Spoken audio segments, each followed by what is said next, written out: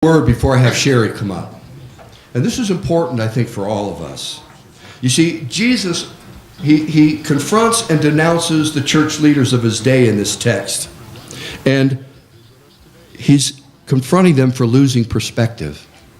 The phylacteries were these things that the teachers and the rabbis would put on their heads, and the law was in it. And they knew certainly that they were right in their judgments of righteousness.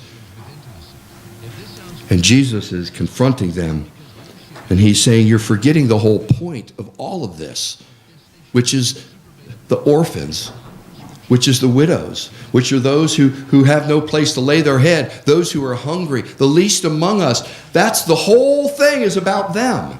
And yet you've lost perspective. And this text today rings so true. We even talked in our class how many churches are really good at stuffing the doors.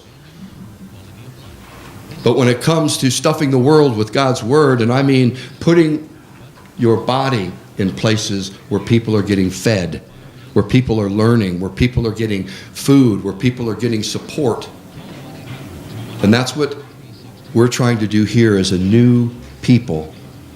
How do we root ourselves? How do we get out of the pretense of church and just do the enfleshing work that Jesus says to do? And so Sherry Barrett, I want to invite you up, and she's going to help us see how we can touch the lives of up to 29,000 children in this town. We're not going to touch all of them today, by the way.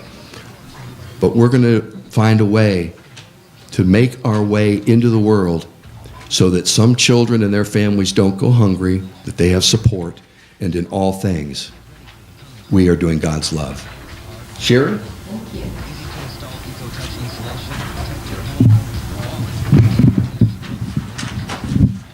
Thank you very much for your warm welcome this morning. My name is Sherry Barrett, and I am really pleased to be here to encourage you, to give you more information about options that you have to help us love more kids into change.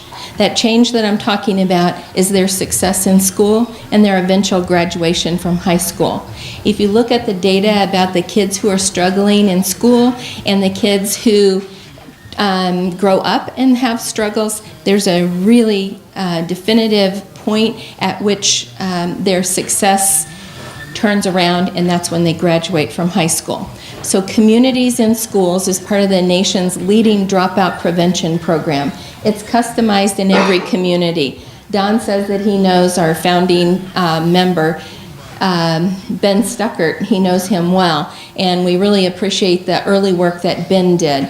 I was the second person hired in this new little nonprofit that started 7 years ago here in Spokane. The reason that we were called into service by community leaders to use this particular model is because 4 children out of 10 in Spokane Public Schools were not graduating. They knew that that was a tragedy in our community, and wonderful news is that in Spokane, that graduation rate has increased very dramatically over the 7 years that we've been around. We're certainly not responsible for a large part of it. There's so much more work to be done. As we think about ourselves as servants and servants to each other, I'd like for you to think about being a servant to a child in need.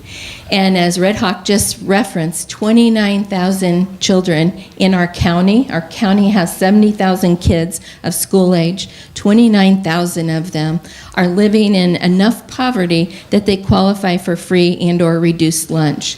Since the recession, the percentage of the kids either getting the full lunch for free or paying 60 cents to get the less expensive lunch, the percentage of the kids qualifying for the full free lunch has increased dramatically. Anybody ever been to Hoop Fest? Or you know about it? Yeah, there's a lot of people downtown, right? Okay, you think about all the folks who go downtown to Hoop Fest and you count every single one of them. That's how many kids are struggling with food insecurities in our county. Poverty is a very, very large barrier to our kids' success. So what exactly does Communities in Schools do? First, I think I better share that with you, and then we can talk about ways that you might be able to consider putting feet on your faith and getting involved to support these amazing kids with super high potential and very high needs. So Communities in Schools is built on a research-based model that puts a caring adult who's highly trained, called the site coordinator, in high-need schools, and we're invited into those schools. So we don't impose ourselves on anybody. And so after I finish, I'll be glad to leave some materials. But today, we're serving children in 21 schools in 2 school districts. Last year, we also were in Central Valley School District. They didn't budget for us this year, but we'll be back there next year as well. So these site coordinators that we now have at schools like this, maybe you'll recognize some of these names: Gary Middle School, Shaw Middle School, Rogers High School, North Central, Sheridan right down here at the bottom of the hill, that has almost 90% of its student body qualifying for free and reduced lunch. We're in every school in Cheney, and we have site coordinators at Cheney High School, both middle schools. And then the rest of the schools are served by mentors.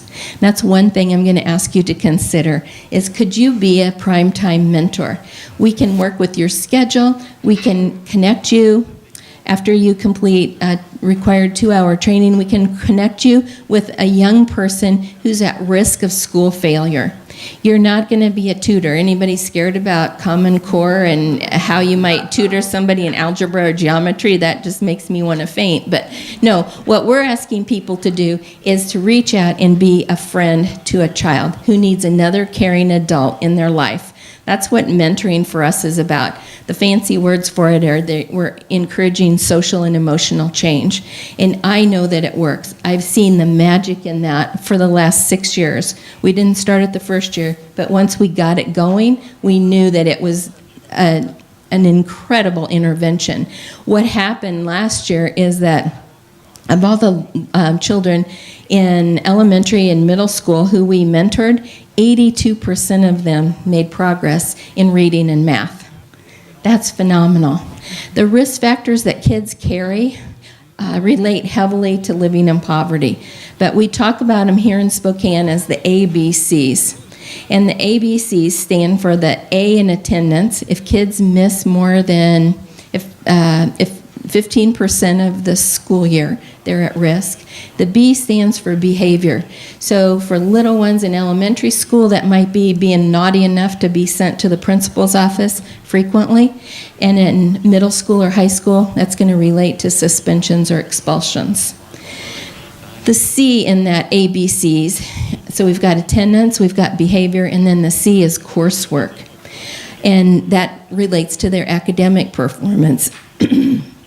Excuse me. A couple of years ago, Spokane Public Schools did a really rigorous study using a national researcher to find out what was it about kids in Spokane Public Schools that got them off track for school success. In other words, the kids who weren't graduating. So they looked at all the kids who should have graduated in 2007 and 10, and they figured out a couple of things that were statistically valid.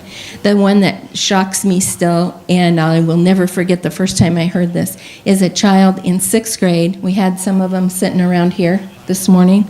A child in 6th grade or 7th grade, if they have 4 unexcused absences, why would a child, a 6th grader, a 12 or 13-year-old, have unexcused absences? Why would they have 4 of them? What's going on in that family situation, right? If you have that one risk factor, guess what likelihood, the statistical likelihood you have of graduating high school based on that one factor when you're 12? Can somebody share a shout out in terms of percentage?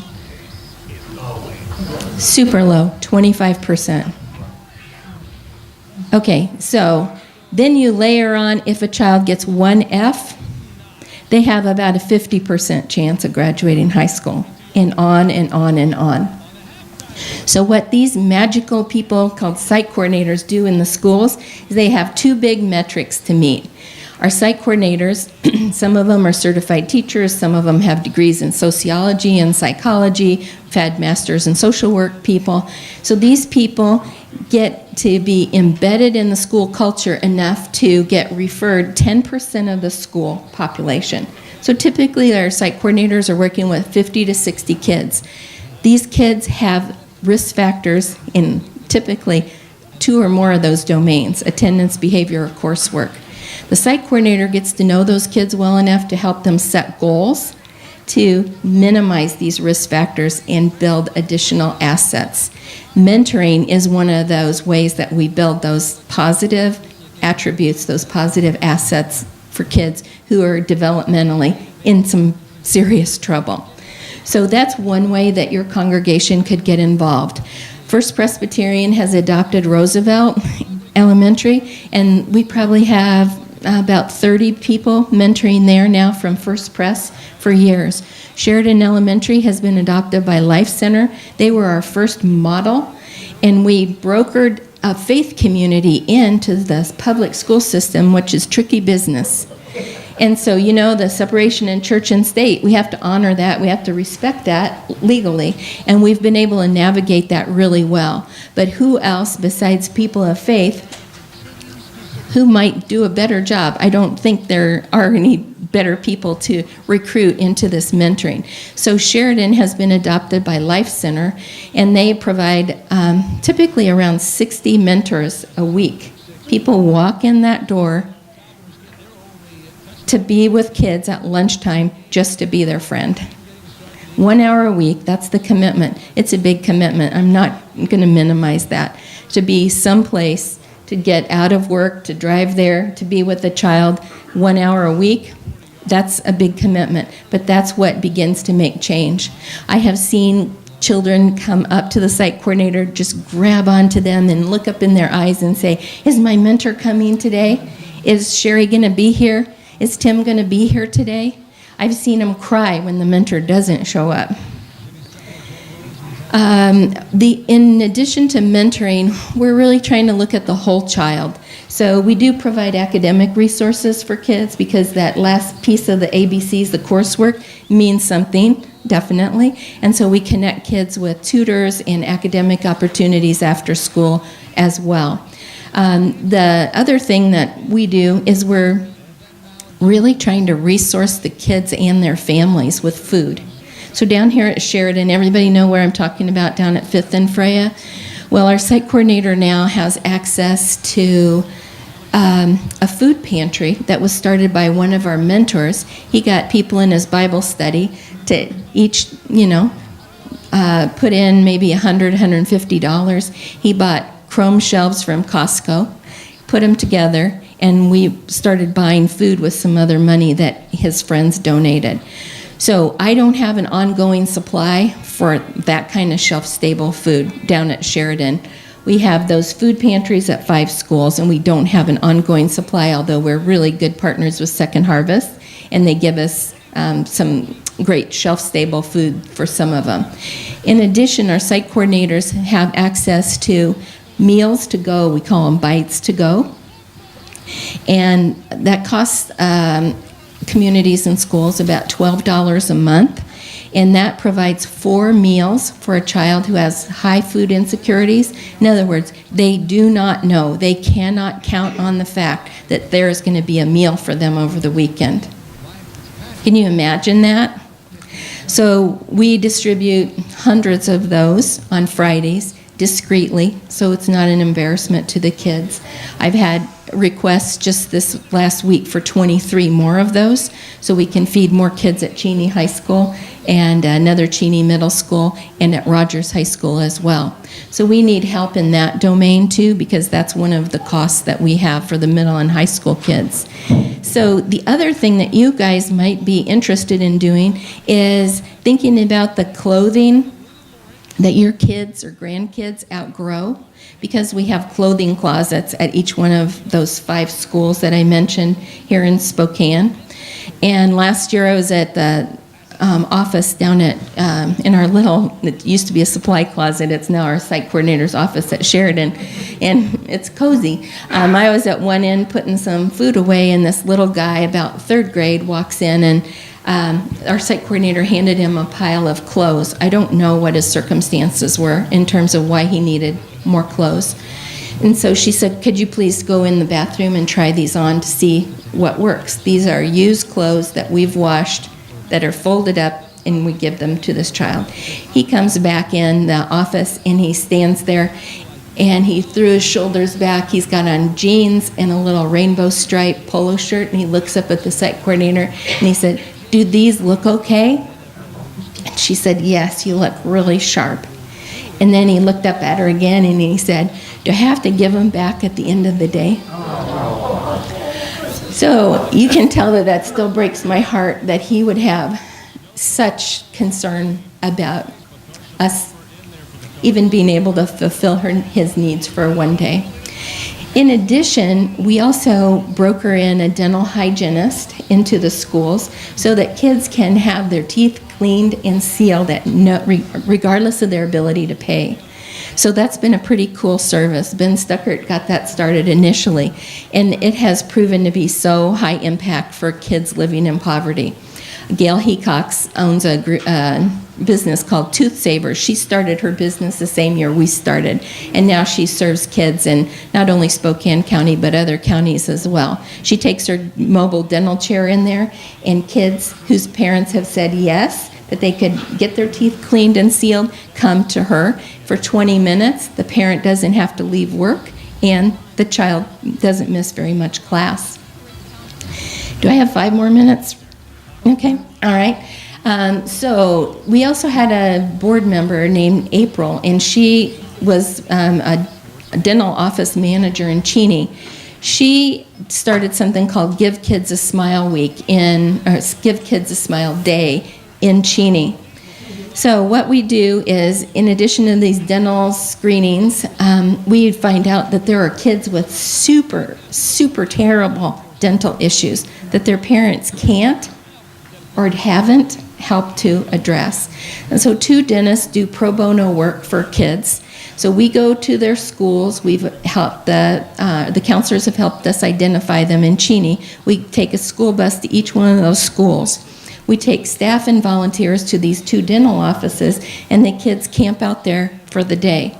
Each of them goes in and gets their service, and then they come back out to play games and eat lunch there at the dental office. And I hope this isn't too graphic for you, but I want you to understand that kids are in pain. Kids need help. Kids need resources. There's a little guy, he was pretty young, I'd say younger than 3rd grade, and he began to cry, and he said he was hungry. He was at the dentist office with our staff person. And she said, honey, it's going to be okay. We're going to have pizza pretty soon, and you just need to go in and have your turn with the dentist, and then you can come out. And she said, you'll have your turn with the dentist in just a minute. And he grabbed his jaw like this, and he said, no, I get the pus out by myself. And so he had had this abscessed tooth for God knows how long. Another miracle that happened with that particular service, the Give Kids a Smile, that we set up with April, is that last year a little guy out in Cheney whose 2 front teeth had been pulled because his parents couldn't afford, they needed root canals. His parents couldn't afford that dental work. So they pulled his 2 front teeth, his permanent front teeth. And as he was getting ready to go to the dentist, he thought that he was getting new teeth. So you can imagine the heartbreak of our site coordinator when she had to reassure him that he was going to get his teeth checked, cleaned, and she didn't really think that the dentist was going to be able to give him teeth. So he went to the dentist, and the very good news is, because of this dentist's generosity, he did make him partials. And so this young middle school boy now has a full smile and a full set of teeth to use, kind of to greet the world every day through high school. The other part was the dentist did the same thing for his mom. So you all could help with food helping us collect food, helping us collect clothes, volunteering for some special events, maybe putting your resources together and paying for one child $12 a month for those Friday bites to go that we distribute. And then also you could pray for the kids, and you could get involved with us in the mentoring program if your life and your heart says that that would be a good connection for you. I'm going to leave materials here. It has my contact information. We're lean and mean in terms of an organization. It's just me and a program director who do the administrative work and the support of all these site coordinators out in the field, and all 400 mentors that we hope to recruit, train, support, and match this year. So thank you very much for your time. Thank you for your consideration. And I really encourage you to get involved in making a real difference as a servant brother or sister here in our community. Thank you. Does anybody have any questions? I want to make sure that if somebody has questions, they can ask those. I have one. What if a young person wants to do this? Is there an age limit and they can work it out logistically? Is that a possibility, or? I think that schools require that the student be 18 as a mentor. Okay. But yes, there's ways that younger people could get involved. They could run a little food drive. They could collect clothes from Cool. their friends. Yeah. They could help us wrap gifts. This year we're going to be the recipient of 300 gifts from Tree of Sharing for our students. That's new.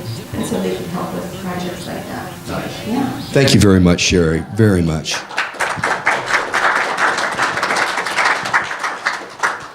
Right. Thanks, Sherry. What a great presentation. I'm filling in for Diane Clinton today, who wasn't able to make it. My name's Dan Clinton, and I'm going to lead the offering. And this is